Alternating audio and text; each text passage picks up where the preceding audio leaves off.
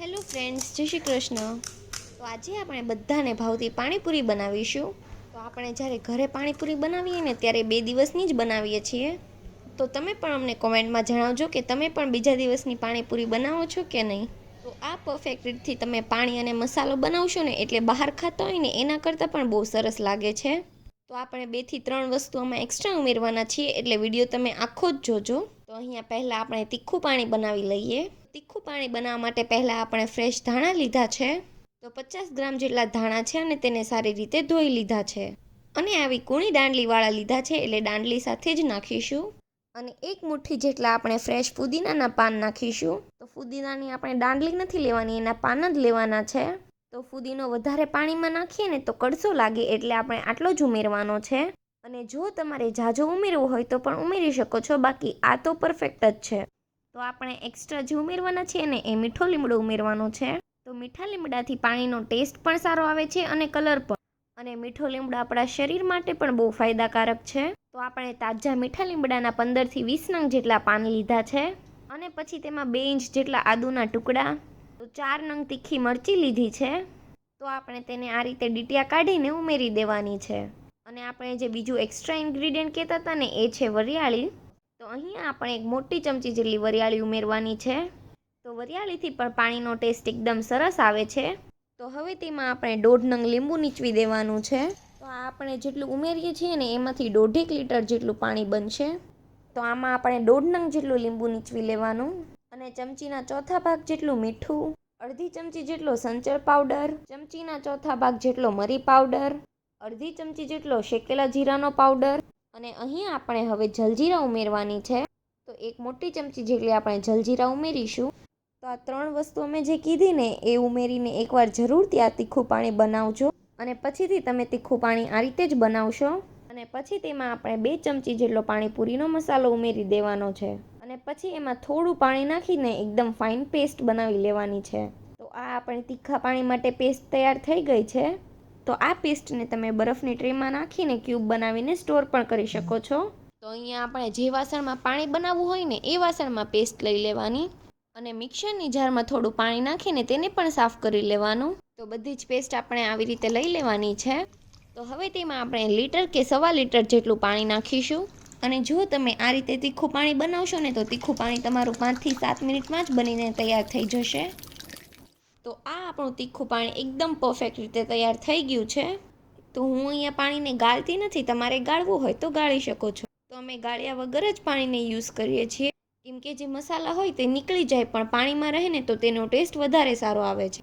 તો આ આપણું તીખું પાણી તૈયાર થઈ ગયું છે. તો હવે આપણે મીઠું પાણી બનાવી લઈએ. તો અહીંયા આપણે 1 કપ જેટલો ખજૂર, અડધા કપ જેટલો ગોળ અને મુઠ્ઠી જેટલી આંબલી લીધી છે. તો ત્રણેય વસ્તુને આપણે કુકરમાં ઉમેરી દેવાનું છે. અને 1.5 ગ્લાસ જેટલું તેમાં પાણી ઉમેરી દેવું. અને કુકરનું ઢાંકણ બંધ કરીને આપણે 2 વિસલ કરી લેવાની છે.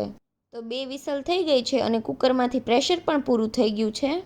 અને જો તમે આ રીતે મીઠું પાણી બનાવશો ને તો મીઠું પાણી પણ તમારું ફટાફટ જ બની જશે.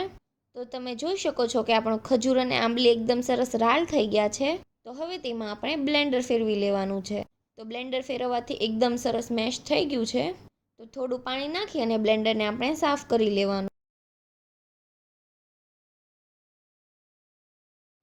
તો હવે આપણે આ મીઠા પાણીને ગાળી લેવાનું છે. તો તમે જોઈ શકો છો કે આપણે ગાળ્યું તો ફટાફટ જ ગળાઈ જાય છે અને કચરું આ રીતે નીકળી જશે. તો બધું જ પાણી આપણે આ રીતે ગાળી લેશું. તો આ આપણું પાણી ગળાઈને તૈયાર થઈ ગયું છે. તો આ પાણી હજુ આપણું ઘાટું છે, તો તેમાં 1 ગ્લાસ જેટલું પાણી નાખવાનું.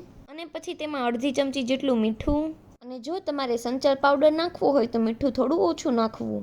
અને અડધી ચમચી જેટલું કશ્મીરી લાલ મરચું પાવડર, અડધી ચમચી જેટલું ધાણા જીરું અને 1 ચમચી જેટલો પાણીપુરીનો મસાલો. તો આ બધું જ આપણે સરસ મિક્સ કરી લેવાનું. અને હવે તેને આપણે ગેસ ઉપર મૂકીને ઉકાળવાનું છે. અને આ રીતે તેને ચલાવતું જવાનું અને ઉફાળો આવે ત્યાં સુધી થવા દેવાનું. તો તમે જોઈ શકો છો કે આપણું પાણી એકદમ સરસ ઉકળવા લાગ્યું છે.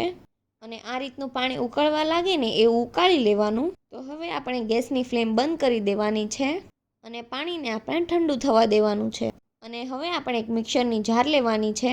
તેમાં ફ્રેશ લીલા ધાણા દાંડલી સાથે 1 મુઠ્ઠી જેટલો ફ્રેશ ફુદીનો અને 4 નંગ જેટલી આપણે મરચી ઉમેરવાની છે. અને તેની આપણે પેસ્ટ બનાવી લેવાની છે. તો અહીંયા આપણે મીડિયમ સાઇઝના 10થી 12 નંગ જેટલા બટેટા લીધા છે. તેને આખા બાફ્યા હતા, જેનાથી મસાલો આપણો ચીકણો ન થાય. અને બટેટા હજુ થોડા ગરમ છે, અને બટેટા આપણા અડી શકાય એવા ગરમ હોય ને ત્યાં જ તેને મેશ કરી લેવાના.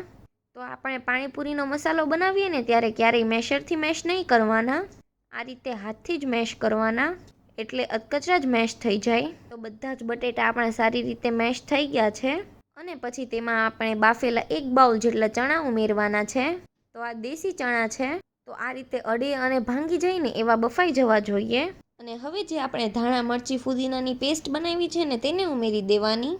તો તેમાં આપણે 1.5 ચમચી જેટલો સંચળ પાવડર ઉમેરવાનો છે, અને 2 ચમચી પાણીપુરીનો મસાલો. તો આ બધું જ આપણે મિક્સ કરી લેવાનું છે. અને જો તમારે આમાં ધાણા અને ફુદીનો વધારે ઉમેરવા હોય તો પણ ઉમેરી શકો છો. અને જો તમારે લાલવાળો મસાલો બનાવવો હોય ને તો ફુદીના મરચી નહીં ઉમેરવાની અને લાલ મરચું પાવડર ઉમેરવાનું, તો એ તમારો લાલવાળો મસાલો થઈ જશે. તો અમે હર વખતે આ ગ્રીનવાળો જ મસાલો બનાવીએ છીએ, કેમ કે આ અમને વધારે ટેસ્ટી લાગે છે. એનું પાણી આપણું ઠંડુ થઈ ગયું છે. પાણી ઠંડુ થઈ જાય ને પછી જ તેમાં ચમચીના 1/4 ભાગ જેટલો સૂંઠ પાવડર અને 2 ચપટી જેટલી હિંગ ઉમેરવાની છે, અને પાણીમાં સરસ મિક્સ કરી લેવાનું. તો બંને પાણી અને મસાલો આપણો તૈયાર થઈ ગયો છે. તો પાણીમાં આપણે થોડા લીલા ધાણા અને બુંદી ઉમેરી દેવાની છે. તો બુંદી પણ ઘરે બનાવેલી છે. અને જો તમારે બુંદી બનાવી હોય તો તેનો વિડીયો ઓલરેડી ચેનલ પર છે જ, તો તમે ચેનલ પર જઈને જોઈ શકો છો. તો આ આપણું મીઠું અને તીખું પાણી તૈયાર થઈ ગયું છે. તો આ રીતે પૂરીને વચ્ચેથી ફોડી મસાલો ભરી લેવાનો છે. તો થોડું મીઠું પાણી અને થોડું તીખું પાણી બે મિક્સ કરીને આપણે પૂરીમાં ભરવાનું છે.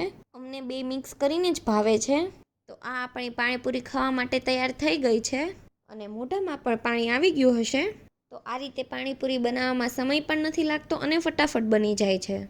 તો તમને આ અમારી પાણીપુરીની રેસીપી કેવી લાગી તે અમને કોમેન્ટમાં જણાવજો.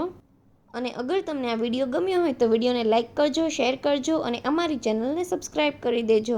Thanks for watching.